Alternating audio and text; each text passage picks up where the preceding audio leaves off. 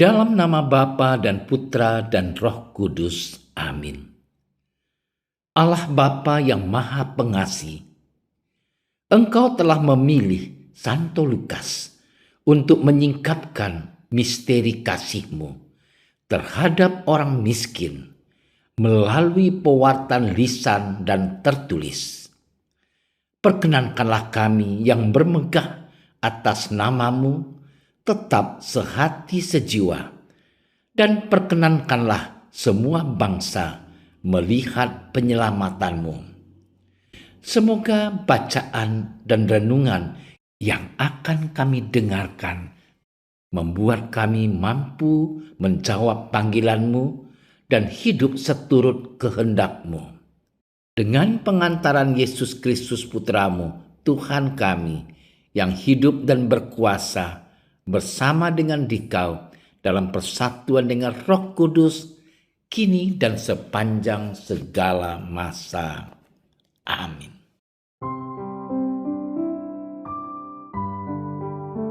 Pada suatu hari, Tuhan menunjuk 70 murid yang lain, lalu mengutus mereka berdua-dua mendahuluinya ke setiap kota dan tempat yang hendak dikunjunginya. Katanya kepada mereka, "Tuaian memang banyak, tetapi pekerja sedikit. Karena itu, mintalah kepada Tuhan yang mempunyai tuaian, supaya Ia mengirimkan pekerja-pekerja untuk tuaian itu. Pergilah, sesungguhnya Aku mengutus kamu seperti anak domba ke tengah-tengah serigala. Janganlah membawa pundi-pundi atau bekal atau kasut, dan janganlah memberi salam kepada siapapun selama dalam perjalanan. Kalau kamu memasuki suatu rumah, katakanlah lebih dahulu, 'Damai sejahtera bagi rumah ini.' Dan jikalau di situ ada orang yang layak menerima damai sejahtera, maka salammu itu akan tinggal atasnya. Tetapi jika tidak, salammu itu kembali kepadamu. Tinggallah dalam rumah itu, makan dan minumlah apa yang diberikan orang kepadamu. Sebab seorang pekerja patut mendapat upahnya. Janganlah berpindah-pindah rumah. Dan jikalau kamu masuk ke dalam sebuah kota dan kamu diterima di situ, makanlah apa yang dihidangkan kepadamu, dan sembuhkanlah orang-orang sakit yang ada di situ, dan katakanlah kepada mereka, Kerajaan Allah sudah dekat padamu." Demikianlah sabda Tuhan. Saudara-saudariku yang dikasihi Tuhan, hari ini Gereja Semesta merayakan pesta Santo Lukas. Santo yang senantiasa mengajak kita untuk merenungkan makna perutusan sebagai murid Kristus. Dalam Injil yang ditulisnya, teristimewa dalam bacaan Injil pada hari ini, Lukas menekankan tugas para murid sebagai pewarta sabda. Ia memperlihatkan dengan cara bagaimana para murid harus melaksanakan tugas perutusan tersebut. Pertama, 70 murid diutus berdua-dua. Angka 70 merupakan lambang. Dalam kitab Kejadian bab 10 dikatakan bahwa suku bangsa di dunia ini jumlahnya 70. Jadi, para murid diutus untuk mewartakan sabda kepada segenap bangsa, ke setiap rumah dan kota. Saudaraku yang terkasih, misi itu dijalankan secara bersama dan tidak boleh menjadi petualangan, hobi, atau eksperimen pribadi. Sehingga keberhasilan pun tidak boleh diklaim sebagai prestasi pribadi. Diutus berdua-dua juga menegaskan pentingnya kerjasama antar pewarta. Jangan ada persaingan tidak sehat di antara mereka. Selain itu, diutus berdua-dua juga demi saknya kesaksian mereka.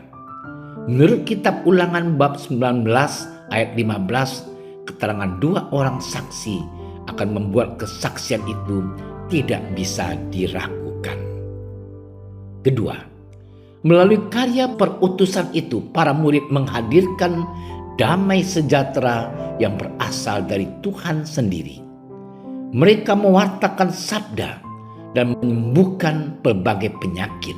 Kabar gembira jangan berhenti pada kata, tetapi harus berlanjut pada perubahan dan pembaruan yang nyata. Ketiga, para murid bukanlah penabur benih, melainkan penuai panenan. Penabur benih adalah Tuhan sendiri. Berlimpahnya panenan menuntut tambahan jumlah pekerja. Pekerja di ladang Tuhan tidak pernah cukup. Selalu ada kebutuhan akan para pekerja. Kita dipanggil untuk menjadi pekerja di ladang Tuhan, bukan penggagas di belakang meja atau pengkhotbah di mimbar saja. Keempat, pekerja di ladang Tuhan harus bekerja dengan cepat dan tidak membuang waktu untuk percakapan yang tak perlu. Mereka juga tidak perlu terlalu repot, apalagi cemas dengan anggaran dan sarana pewartaan. Pewarta Injil harus puas dengan sarana yang ada dan keramahan orang-orang yang terbuka menerima mereka. Tidak perlu mencari kenyamanan ekstra. Kelima, para pewarta sabda tidak akan luput dari bahaya. Kita bagaikan domba-domba yang diutus ke tengah kawanan serigala. Meskipun demikian, Injil harus terus diberitakan dan dihadirkan di mana saja. Pada akhirnya, yang akan menderita bukan pewarta sabda, melainkan orang yang menolak pewartaan sabda itu. Mereka tidak akan menerima dan mengenyam damai sejahtera sejati. Selamat bermenung. Tuhan memberkati. Ya Tuhan, bantulah kami untuk dapat melaksanakan tugas perutusan dengan baik, saling bekerja sama dan mendukung, serta mewujudkan kabar gembira dalam tindakan nyata.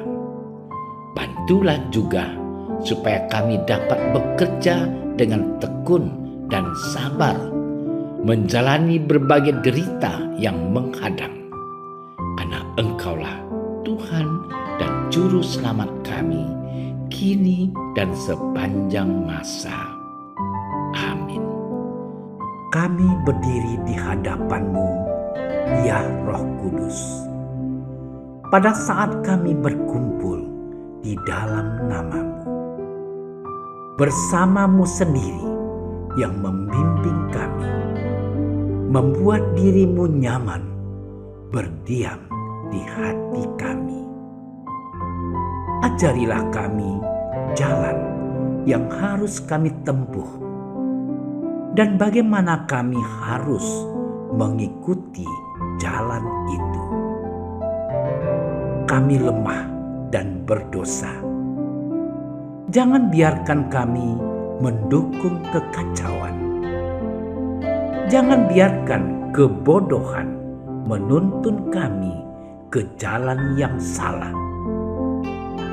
Jangan pula keberpihakan mempengaruhi tindakan-tindakan kami. Kiranya kami menemukan di dalam Engkau kesatuan kami, agar kami boleh berjalan bersama menuju kehidupan abadi dan tidak menyimpang dari jalan kebenaran dan apa yang benar. Semua ini kami mohon kepadamu yang berkarya di setiap tempat dan waktu, dalam persekutuan dengan Bapa dan Putra untuk selama-lamanya. Amin. Bapa kami yang ada di surga, dimuliakanlah nama-Mu. Datanglah kerajaan-Mu. Jadilah kehendak-Mu di atas bumi seperti di dalam surga. Berilah kami rezeki pada hari ini, dan ampunilah kesalahan kami, seperti kami pun mengampuni yang bersalah kepada kami. Dan janganlah masukkan kami ke dalam percobaan, tetapi bebaskanlah kami dari yang jahat. Amin. Salam Maria, penuh rahmat, Tuhan sertamu. Terpujilah engkau di antara wanita, dan terpujilah buah tubuhmu Yesus. Santa Maria, Bunda Allah, doakanlah kami yang berdosa ini, sekarang dan waktu kami mati. Amin.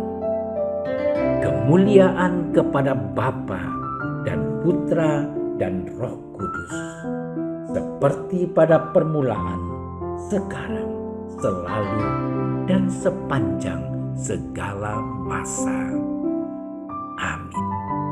Dalam nama Bapa dan Putra dan Roh Kudus. Amin. Terima kasih sudah menyaksikan renungan hari ini. Jangan lupa like, subscribe, dan aktifkan tombol loncengnya agar Anda yang pertama mendapatkan notifikasi updatean renungan harian dari Komsos Keuskupan Padang, dan bagikan ke sosial media agar saudara-saudara kita dapat mendengarkan dan merenungkan firman Tuhan.